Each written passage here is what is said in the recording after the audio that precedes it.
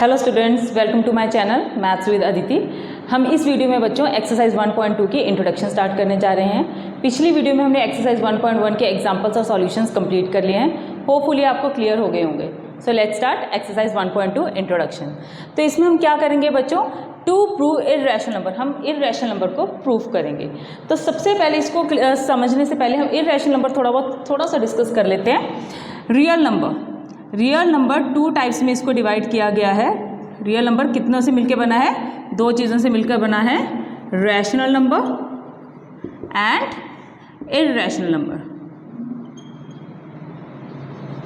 ठीक है। अब रैशनल नंबर क्या होता है?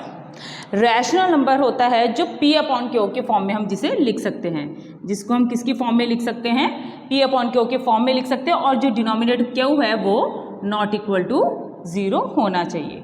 P एंड क्यू बच्चों क्या होने चाहिए? क्या होते हैं? इंटीजर्स होते हैं। क्या होते हैं? इंटीजर्स होते हैं। ठीक है। एग्जाम्पल्स देख लेते हैं हम इसके। जैसे कि 3/5 ये P अपॉन क्यू के फॉर्म में है।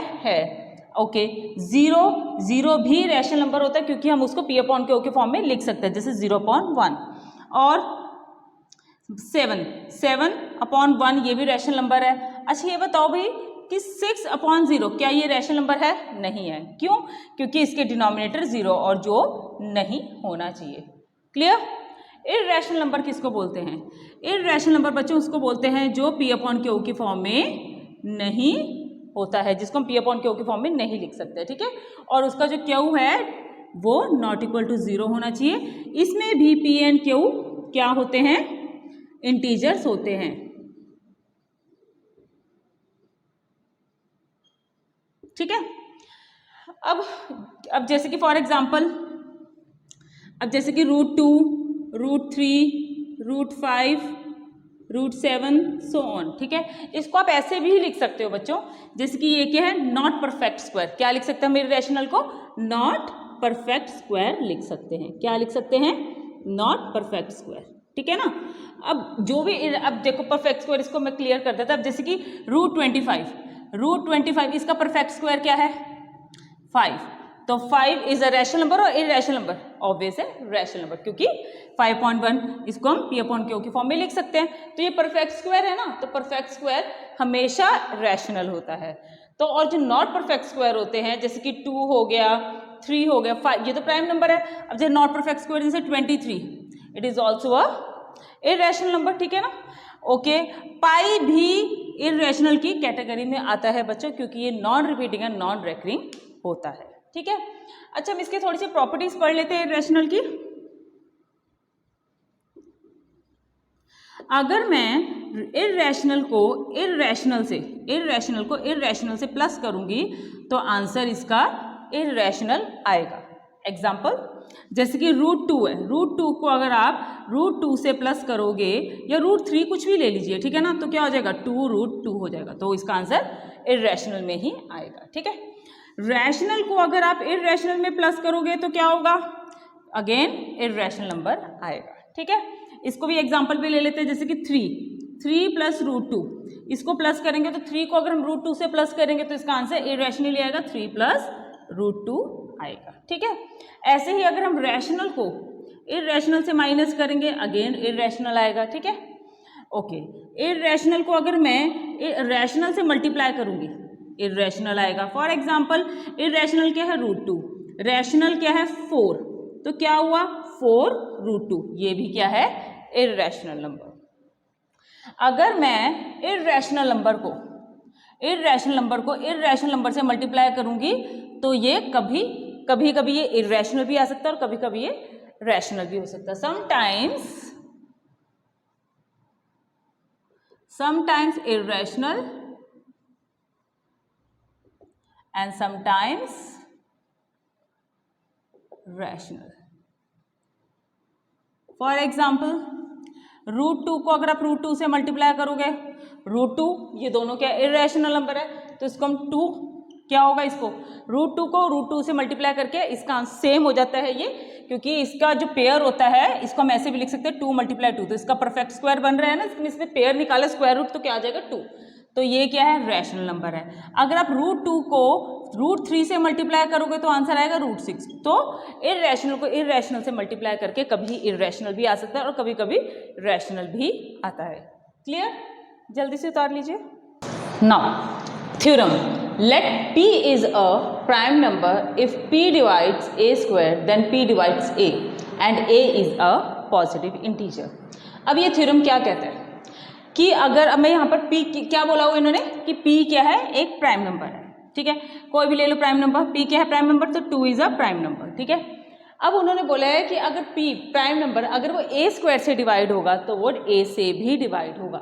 मीन्स अगर जैसे कि प्राइम नंबर है, p क्या है प्राइम नंबर, a क्या है कोई भी पॉजिटिव इंटीजर है, मैं कोई भी पॉजिटिव इंटीजर ले तो a², ठीक है, जो 2 से डिविजिबल होगा, लाइक 4 का स्क्वायर, ठीक है ना।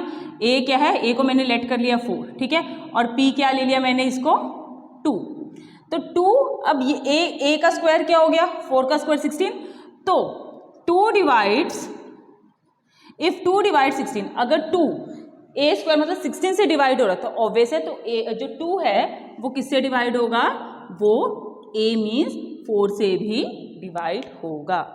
क्लियर? ठीक है, ओके। तो मतलब कोई भी डिविजिबल ले लीजिए, मतलब जो प्राइम नंबर है, जैसे कि p की जगह आप जरूरी नहीं कि सिर्फ 2 ही लेना है, अब 3 ले लीजिए।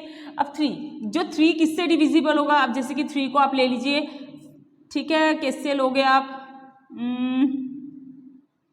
जैसे कि 3 का स्क्वायर ही ले लीजिए, ठीक है ना, 3 का स्क्वायर, तो क्या होगा ये 3 डिवाइड्स, अगर 3 जो है वो किससे डिवाइड हो रहा है, अगर वो 9 से डिवाइड हो रहा है तो 3 से भी डिवाइड होगा। ओके, ये कहते हैं ये थ्योरम। ओके, जल्दी से उतार लीजिए, फिर हम एग्जाम्पल नंबर 5 स्टार्ट करेंगे। Example number 5, prove that √3 is a irrational number. तो अब हमने इसको क्या प्रूफ करना है, √3 को इर्रेशनल नंबर, जबकि हालांकि √3 इर्रेशनल नंबर है, पर हमने इसको प्रूफ करना है। तो प्रूफ करने के लिए सबसे इसमें हमें क्या फॉलो करेंगे, मेथड ऑफ कॉन्ट्रडिक्शन। कॉन्ट्रडिक्शन क्या होता है कि हम सबसे पहले इसको लेट करेंगे कि ये रैशनल नंबर है, ठीक है, फिर हम इसको सॉल्व करके इसको प्रूफ करेंगे कि जो हमने लेट किया है इसको रैशनल नंबर ये रॉन्ग है, देन ये फाइनली इर्रेशनल हो जाएगा। ठीक है, तो स्टार्ट करते हैं। हम पहले इसको लेट करेंगे क्या, √3 को rational number, √3 let √3 is a rational number. Okay, अच्छा, रैशनल नंबर क्या होता है, जो p/q के फॉर्म में होता है। ठीक है, √3 is equal to p/q, and q क्या है, नॉट इक्वल टू 0 होना चाहिए। ठीक है, and p and q are integers and coprime. Okay, ये को प्राइम क्या होता है, को प्राइम होता है जो मतलब कि अब मैं आपको इसको एग्जांपल से समझाती हूँ। जैसे कि अब मैंने यहाँ पर कोई भी ले लिया, लाइक 15/25, इसमें कोई कॉमन डिविजिबल है जो कटिंग हो रही है, किससे हो रही है, 5 से हो रही है। इन दोनों में कॉमन डिविजिबल क्या है, 5 है। इसको कटिंग करते हैं, 5 के टेबल 15 कहाँ पे आता है, 5 3 15, और 5 के टेबल 25 कहाँ पे आता है, 5 5 25। तो इसमें कॉमन डिविजिबल क्या है, 5 है।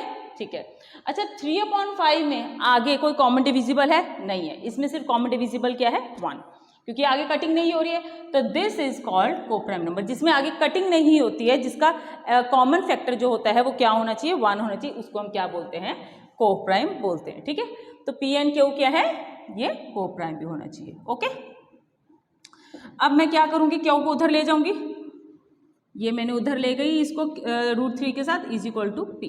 अब मैं इसको क्या करूंगी, स्क्वायरिंग बोथ साइड करूंगी। ठीक है, अब मैं इसको स्क्वायरिंग बोथ साइड करूंगी। अब क्या होगा, √3q का मैंने होल स्क्वायर किया, और यहाँ पे मैंने p का भी क्या किया, होल स्क्वायर किया। तो √3 को अगर मैं 2 बार मल्टीप्लाई करूंगी, √3 मल्टीप्लाई √3 क्या होगा, 3, q multiply q square p²। ठीक है, अब ये 3 उधर चला गया, q² is equal to p² divided by 3। अब मैंने अभी जस्ट क्या बताया था थ्योरम में, क्या थ्योरम थी कि अगर प्राइम p डिवाइड्स, अगर p² से डिवाइड, p क्या है, एक पॉजिटिव इंटीजर है, ठीक है ना, अगर 3 p² से डिवाइड होगा तो वो p से भी डिवाइड होगा। तो मैं क्या लिखूंगी, if 3 divides p² then p divides 3 divides p। ठीक है, यहाँ तक क्लियर हो गया। अगर अब मैंने क्या बोला है कि कोई भी नंबर अगर मैं जैसे कि अगर मैं 3 किसका डिविजिबल है कि p स्क्वायर का, ठीक है। तो अगर मैं कोई भी नंबर 3 से, अगर मैं 3 से कोई भी नंबर मल्टीप्लाई करूंगी, ठीक है ना, 3 के साथ में कोई भी नंबर मल्टीप्लाई करूंगी तो p ही आएगा। एग्जाम्पल के मैं बता देती हूँ, जैसे कि 3 को मैंने 5 से मल्टीप्लाई किया, p आ रहा है। p मतलब कि कोई भी पॉजिटिव इंटीजर, यहाँ पे p मतलब कोई सिर्फ पर्टिकुलर ये नहीं होता, मतलब कोई भी इंटीजर आ रहा है। तो यहाँ पर मैं लेट कर लेती हूँ, let 3r is equal to p। मैंने इसको लेट क्या कर लिया कि 3r is equal p। r की जगह पे a b c d कुछ भी लिख सकते हो, ठीक है। तो मैंने इसको क्या लेट कर लिया, 3r is equal to p, ठीक है। अब यहाँ पर इसको मैंने लेट फर्स्ट इक्वेशन मान लिया, किसको, √3q is equal to p को मैंने फर्स्ट इक्वेशन मान ली थी, ठीक है पहले। तो मैंने यहाँ पर लेट कर लिया 3r is equal to p। अब मैं यहाँ पे p की जगह क्या लिख सकती हूँ, √3q लिख सकती हूँ। इसको मैं यहाँ पर p की जगह क्या लिख दिया मैंने यहाँ पर, 3r is equal to √3q। कौन सी इक्वेशन यूज किया मैंने, यूजिंग फर्स्ट इक्वेशन, ठीक है। अब मैं इसको भी क्या करूंगी, स्क्वायरिंग बोथ साइड करूंगी, ठीक है। अब मैंने इसको स्क्वायरिंग बोथ साइड किया तो क्या हुआ, 3r का होल स्क्वायर एंड √3q का होल स्क्वायर। तो 3 को अगर मैं 2r मल्टीप्लाई करूंगी तो 3 3 ज़ा 9, r into r square and √3 multiply √3 क्या होगा 3, q मल्टीप्लाई q स्क्वायर, ठीक है।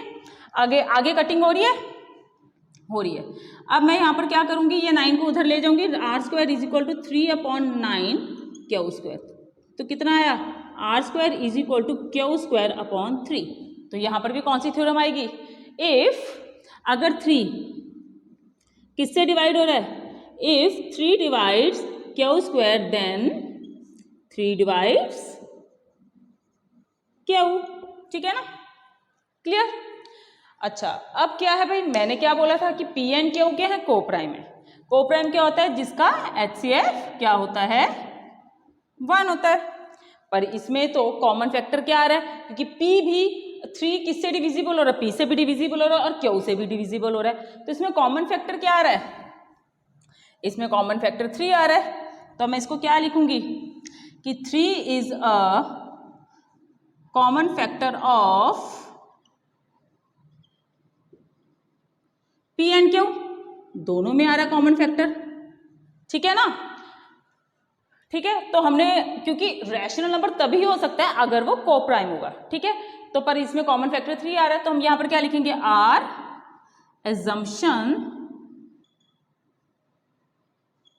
Is wrong. क्या एजम्पशन की थी हमने, क्या सपोज किया था कि that is √3 is a rational number, ठीक है ना।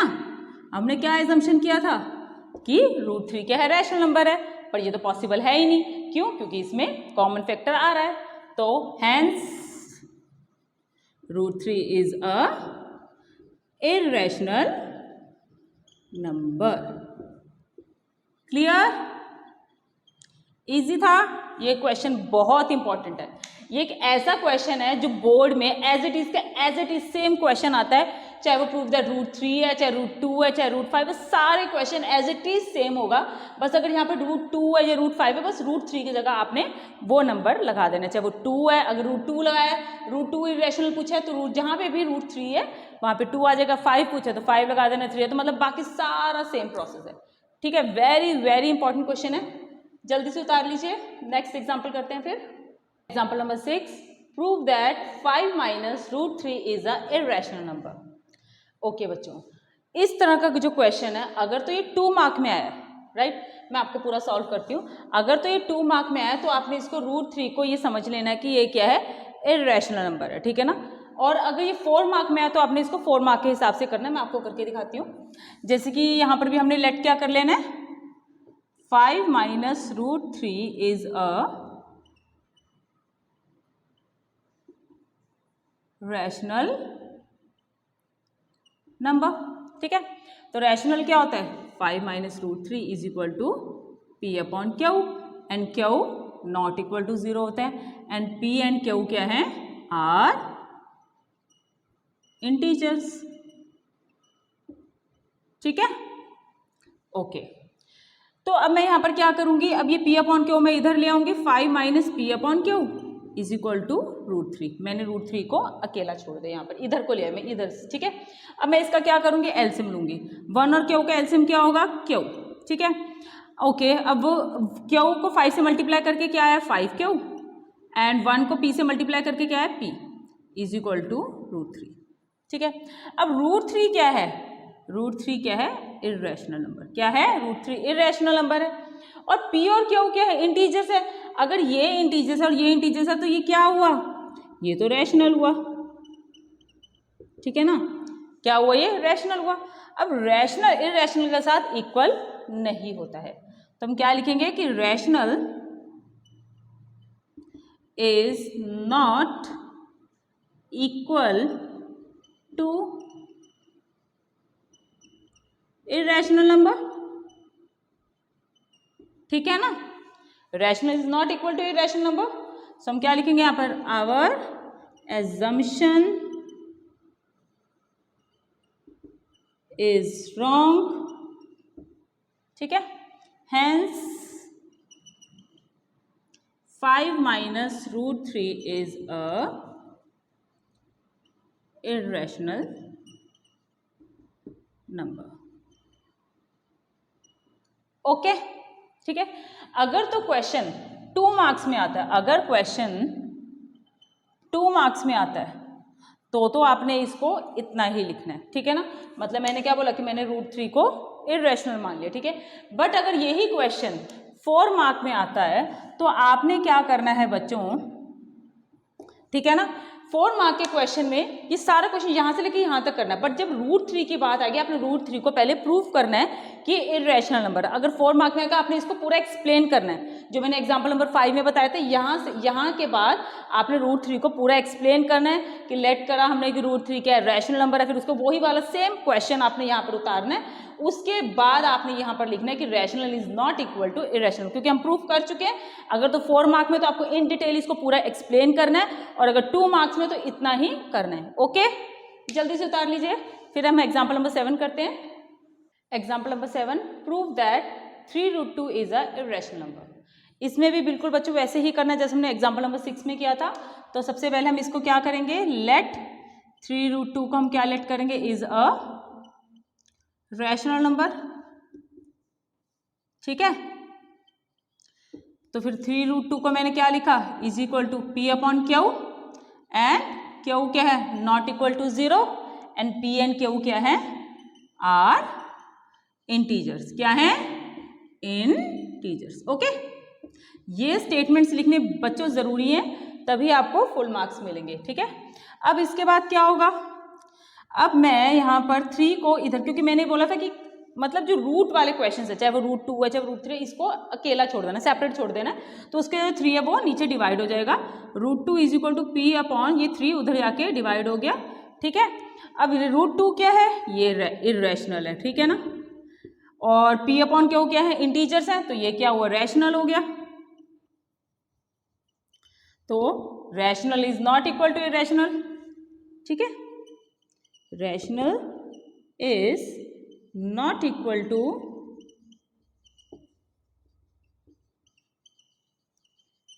irrational. So our assumption is wrong, hence 3√2 is a irrational number.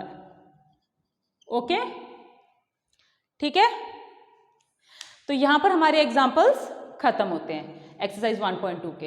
Hopefully आपको क्लियर हो गया। अगर फिर भी अगर आपको इस एग्जाम्पल्स में कोई भी डाउट है तो आप अपने कमेंट बॉक्स पे मुझे ज़रूर भेजिएगा। मैं पूरी कोशिश करूंगी कि मैं आपके डाउट्स को क्लियर कर सकूं।